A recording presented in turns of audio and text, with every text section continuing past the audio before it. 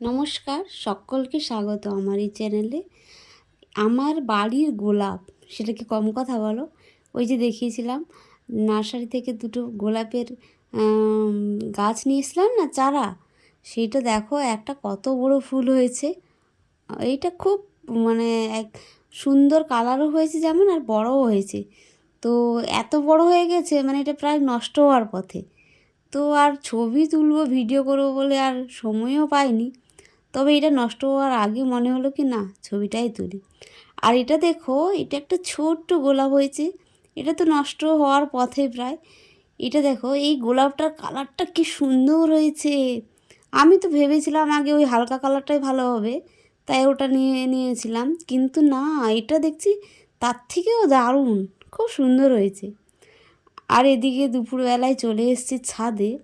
এখন তো বাঁধাকপি সেই শুকোতে দেবো বলে আর দেওয়া হয়নি। এটা ফার্স্ট টাইম করছি জানো, বাঁধাকপিটা শুকিয়ে রাখবো, পরে যখন চাউমিন করব তখন একটু দেব।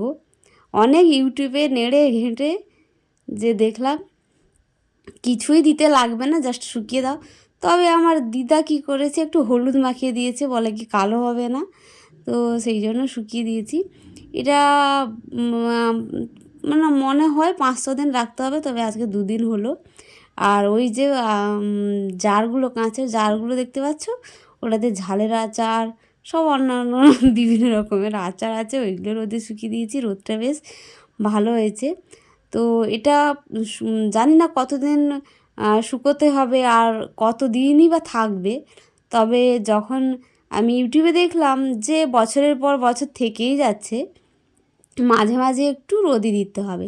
তবে আজকে শুধু বাঁধাকপি না, এই দেখো বড়ি, এটা মিশুক দিয়েছে ছোট্ট ছোট্ট করে। ও তো সব কাজে মানে করতেই হবে, সব কাজ এরকম একটা ব্যাপার। আর এখানে দেখো আমি মিক্সিতে বেটে দিয়েছি, আর এখানে সব মা দিয়েছে।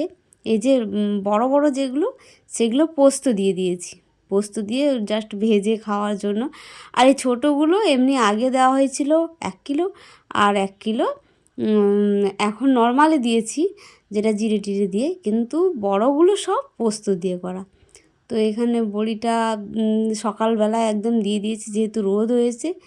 মনে হয় আজকে না হলে কালকে বড়ি উঠে যাবে। আজকে খুব ভয়ে ভয়ে ছিলাম যে রোদ উঠবে কি না উঠবে, কিন্তু দেখি মারাত্মক রোদ উঠেছে। তো যাই, এখানে আর বেশিক্ষণ দাঁড়ানো যাচ্ছে না, সবে 10টা মতো বাজে। তবে এখানে থাকা যাচ্ছে না, এতটাই রোদ, মাথা পুরো ঘুরিয়ে যাচ্ছে। তবে এগুলো হোক, শুকাক, তারপর তোমাদের দেখাবো যে এটা কেমন হয়েছে। এটা নাকি একদম মুচমুচে হবে, যাতে হাতে ভেঙে যায়, ওই রকমই শুকাতে হবে। তবে টানা রোদ কিন্তু দেখে এটা করতে হবে, নাহলে খুব মুশকিল আছে, নষ্ট হয়ে যাওয়ার পথে থাকবে একদম। তো টানা রোদ দেখছি বেশ কয়েকদিন ধরে হয়েছে। এখন আকাশ পুরো ঝকঝকে আছে। তো আজকে ঠাকুর ঠাকুর করে কেটে রোদে শুকিয়ে দিয়েছি, দেখা যাক কি হয়। এই এসে হাঁ করে আছে কেন গো? কি গো, কিছু করছে না? না না, এই তো নিচে নিচে।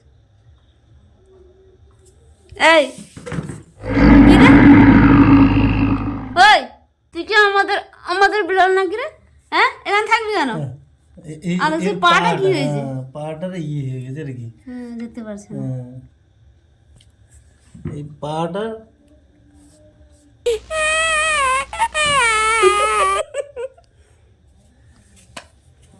পাটা মানে লেগে গেছে, খটকা লেগে গেছে।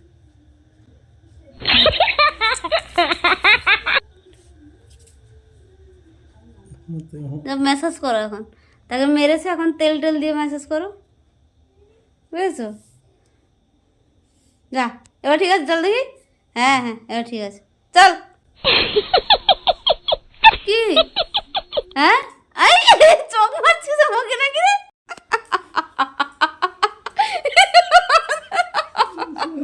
ওই তাকে কোথায় নিয়ে যাচ্ছ? ওই উনুনের কাছে নিয়ে এলে কেন?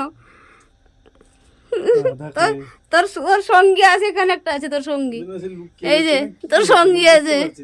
হ্যাঁ, সে এরা সব কোথা থেকে লজ্জা পাচ্ছে না, ওদেরকে যে মারা হয়। ওই যে দুটো চোখ জল জল করছে দুটো। ও ভগবান, এত বিড়াল আমাদের ঘরে আসছে না।